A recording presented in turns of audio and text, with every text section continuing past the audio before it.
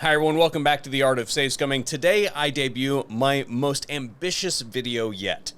And at least this is the one that's been taking me the most amount of time to prep in the background, and you'll understand that here in a second. So, what I plan to do in today's video is take you on a bit of a journey with the comparison between two rival factions in the form of Slaanesh and Khorne. So we have a N'Kari campaign and a Skarbrand campaign, and I've played them out to turn 100 apiece. And let me tell you, I tried hard.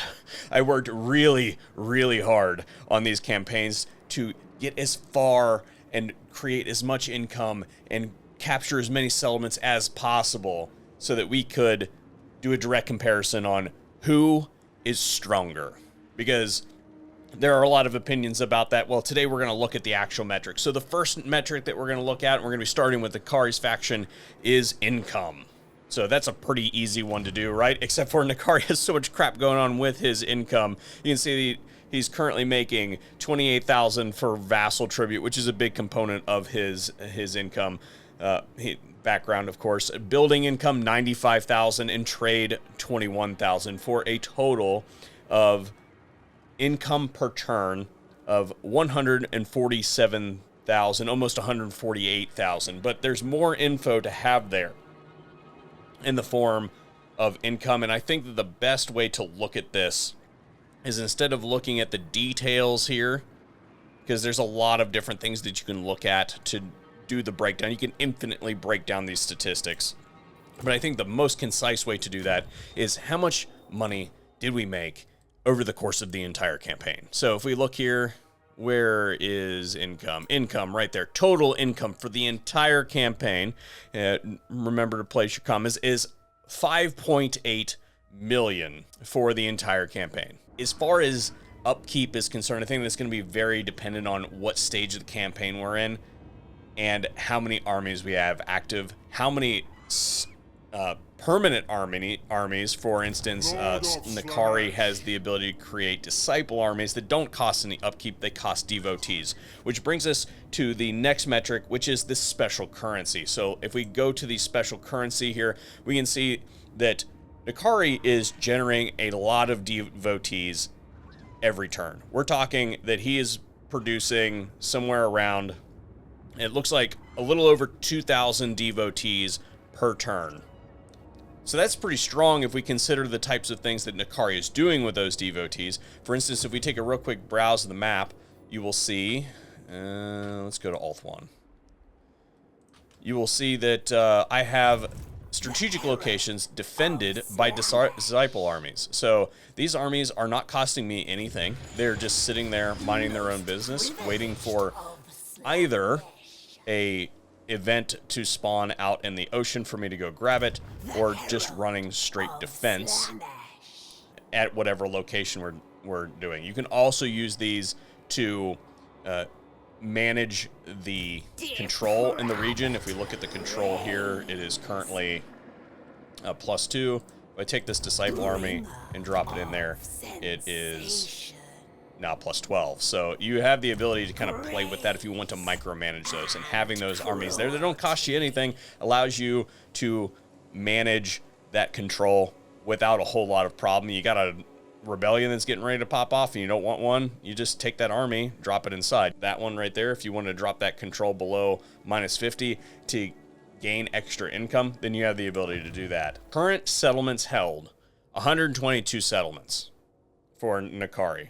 And then the other one is how much war have we actually perpetrated on others, and that is factions destroyed. So we've destroyed 27 factions, but we've also vassalized 11. What that means is that we can basically add these together, because while they are not necessarily destroyed, those vassals are, they aren't actively competing with us, except for maybe for some real estate. But for the most part, them gaining real estate doesn't hurt you, it only minorly inconveniences you, and you can't get that stuff back through trades. Most allies, 13.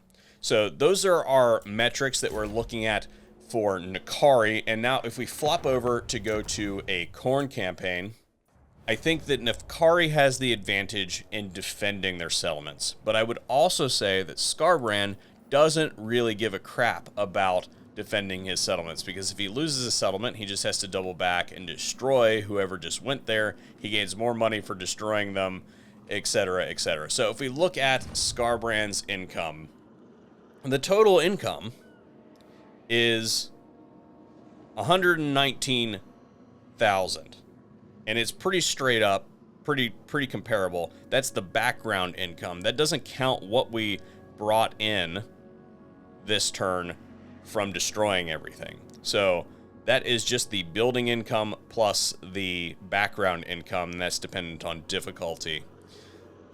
That doesn't include all the destruction that we did. So if we go into details, for instance, we can see that this turn alone, we made 60 from looting,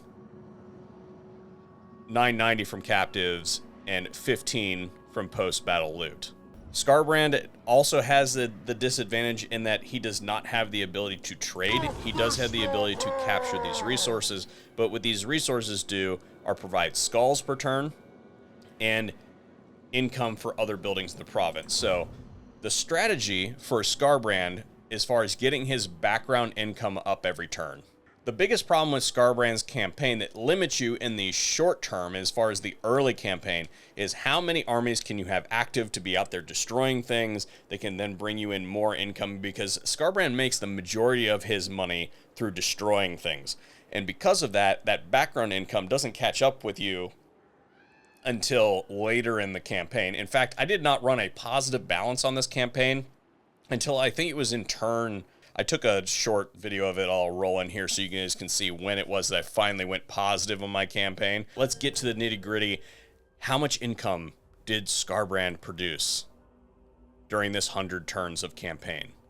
Drum roll, everybody. Income, 8.8 million. So almost 9 million income for the entire campaign, which basically wipes the floor with N'Kari. I'd have to do the math in post. I'll put it up on screen to tell you how much better he did. A considerable margin. So now let's go to the secondary income here. Again, Skarbrand produces the majority of his skulls from battles. So if you just look in the background here, he's produced 2,000 this turn, roughly, from kills alone. And I would say that turn 100 wasn't really that phenomenal of a turn.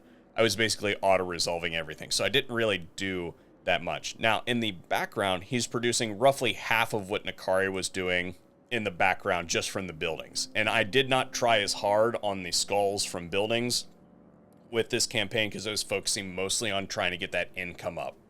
The raised settlements and the kills are producing roughly 3,000 for this turn. Now, it differs, just like the income differs from turn. There were some turns where I was producing 200,000 favor for the turn. Now, those turns are few and far between. Your skulls are going to go up with that as well. But if we're looking at this, comparing it with N'Kari, even though it is inconsistent, depending on how many battles you are fighting, the background level is lower because you don't have as many that are being produced in the background, but you are simultaneously actively producing them at a level, so 4,000. So I think that, so if we're just doing straight up math, then Skarbrand is producing more secondary income, but he's also using it at a heavy rate because every single time that he occupies a settlement, he uses 2,500 skulls. So you can see that I occupied 2 settlements this turn, and because of that, I lost 5,000 skulls. So he's using them in larger denominations, but he's also producing them quite quickly as well. Let's go back into statistics and take a look at the settlements for Skarbrand here. So settlements captured, 159 settlements. And as I mentioned, Skarbrand doesn't really care a whole lot whether or not he's losing settlements, as long as they're not his important settlements. Factions destroyed, 48. If memory serves me right, that's about twice what N'Kari did. And I would also add that I think that there's 220 some factions or something like that to start with. So out of everyone who starts the map, we personally eliminated roughly a quarter of everybody who is on the map, which is pretty impressive. Now, on to vassals. Skarbrand does not create vassals. Skarbrand kills everyone. He's either friends with somebody temporarily while it suits his needs and then destroys them later, or he's just at war with them. He does not create vassals. I have never created a vassal with Skarbrand, and I don't even know if the button exists because there's no reason to ever do it. And then allies. If we look at allies, most allies 10, current allies 9. So allies can be relatively useful when it comes to Skarbrand, because if you look at some of his armies, if I find Skarbrand's army, Skarbrand gets allies for the purposes of recruiting their units, and Nakari gets vassals and allies for the purposes of defending his settlements where he can't do it, and giving them more coordination targets, more than what Skarbrand is doing, which is basically just rampaging around destroying everything. You don't actually want Skarbrand's allies to be active in the regions that you are, because you want those territories to be left alone so that they can ruin dwell automatically. The last thing that we absolutely have to talk about is the characters themselves. So I'm going to take off anything that is not his special equipment, which would be Slaughter and Carnage. So we're going to take all this off in case it has anything to do with it. Look at these stats over here. Okay? And now, through post-production, I've given you what Nakari looks like stacked up side by side. And you can see Skarbrand is kicking it in the weapon strain category. If you put these two up against each other side by side 1v1, Skarbrand is crushing Nakari. I think that it is easy to definitively say that Skarbrand's campaign is a much stronger campaign than Nakari's. However, in my opinion, as far as fun is concerned, I was still actively engaged in Nakari's campaign by turn 100. Skarbrand's campaign, by the time I got to turn 60, I think it was, or something like that, I had already won the campaign. I had checked out. I was auto-resolving as much stuff as I possibly could because I was basically bored. I think that Skarbrand's campaign tops out rather quickly, and it just becomes a steamroll, whereas Nakari, there's more stuff to do throughout the campaign as far as getting domination victories and things like that. So that is my take on the two of them. Skarbrand is clearly more powerful, but I wouldn't say that he's more fun. So anyway, that's all for me today. I hope that you enjoyed this video. If you did, then please help me out. Give this channel a sub. Sound off in the comment section down below. I appreciate you, and we'll see you on a future video here at The Art of Safe Scumming.